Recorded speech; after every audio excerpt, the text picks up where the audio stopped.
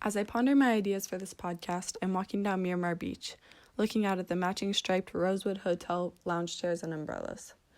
They leave little patches of blue-tinted shade in the sand and see undercover ex-supermodels and famous TV hosts on their weekends away from LA.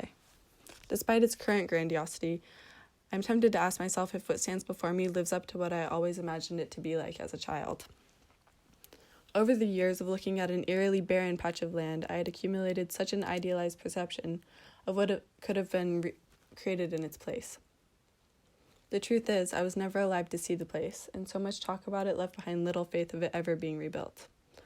I've never known Miramar to be anything other than the little beach in my hometown of Montecito, with a big, ugly hole where a seemingly mythological hotel once stood. Since I was very young, my parents, aunt, uncle, and probably every other Santa Barbara local from their generation have recalled longingly about the mysterious long-lost Miramar Hotel. They go on and on with their various opinions about its perennial absence and their expectations for when it might stand tall once again, contrasting the golden sand and the choppy waters of our beloved Miramar Beach. Now, you probably have no idea what I'm going on about in this dramatic introduction, but I'll explain that later. What I'm trying to get at is that architecture, or the lack thereof, somehow creates an indelible sense of place. The character of that hotel changed several times over the years, which resulted in a constant, quiet debate within Montecito. When it laid half demolished and decaying for over a decade, these split opinions grew louder, causing an interesting sort of turmoil to emerge.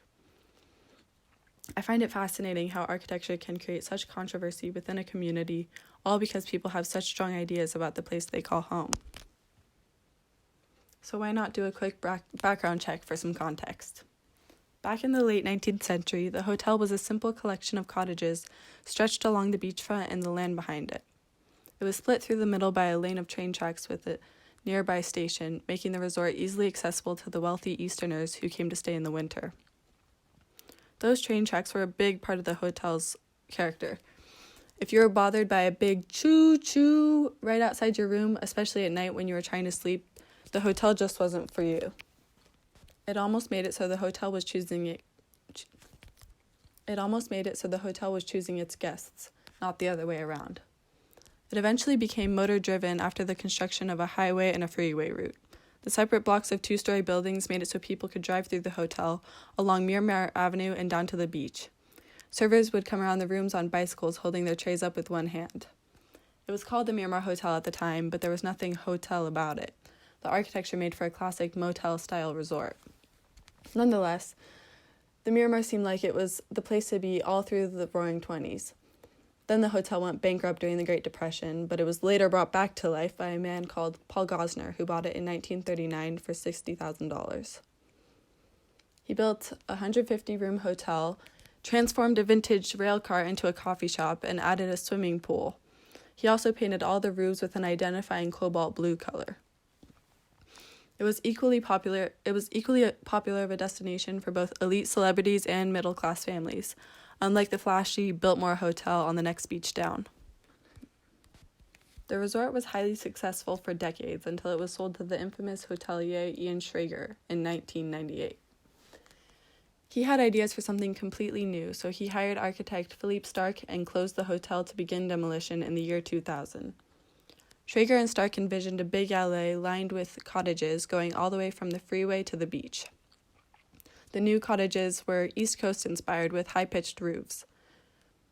Montecito homeowners seemed to voice their negative and positive opinions and suggestions, and in fact there was no denying that the design for the finished hotel didn't blend with the Mediterranean look of Montecito at all. Schrager never followed through with his plans. He did not have sufficient funding for the grand project and decided to focus on his other properties. In 2005, he sold it to Ty Warner, founder of Beanie Babies and owner of the Biltmore Hotel. But Warner also didn't keep his promise to bring back the look and the flavor of the original Miramar Hotel. In short order, he realized that much like the Biltmore, it was going to be a very difficult remodel because the members of the Board of Architecture were so litigious and against any and all sorts of deviation from the original Miramar design. By this time, the community was outraged and outspoken, so anyone who touched the hotel was singed by their fury. Everyone was up in arms about this eyesore and essentially useless piece of property, and that definitely hampered his plan. The result was that Warner also bailed and sold it to his fifth and current owner, Rick Caruso, for $50 million. The 2008 market crash hit and the hotel was left once again with no funding. It remained dilapidated and unfinished for another 8 years, after which Caruso finally managed to complete the demo and begin reconstruction. In 2019, he brought the current newly named Rosewood Hotel into existence. He finally gave it a look that was simple, and some say boring, enough to be palatable to the members of the board, as well as the community. He styled it in a weird southern colonial way with an East Coast flair. In its current version, it has painted wood balusters, rondel windows, low roofs with shingles, and relatively blank high walls. To my eye and others in the community, it looks rather one-dimensional spatially. Some say it looks like he was trying to spend as little as possible. However, many others have been quite taken with it. The community was desperate and he had in fact saved the project, so whether the architecture was particularly special or not, everyone was ecstatic. So here we are with a new, and who knows if it's improved, Rosewood Hotel in the middle of our little Miramar beach. After 20 years of drama, it sits here welcoming new guests like nothing ever happened. Sure, it is a lot more elitist than it used to be, but concretely, not much has changed. I remember my uncle telling me stories about the infamous lifeguard, a Frenchman called Jacques.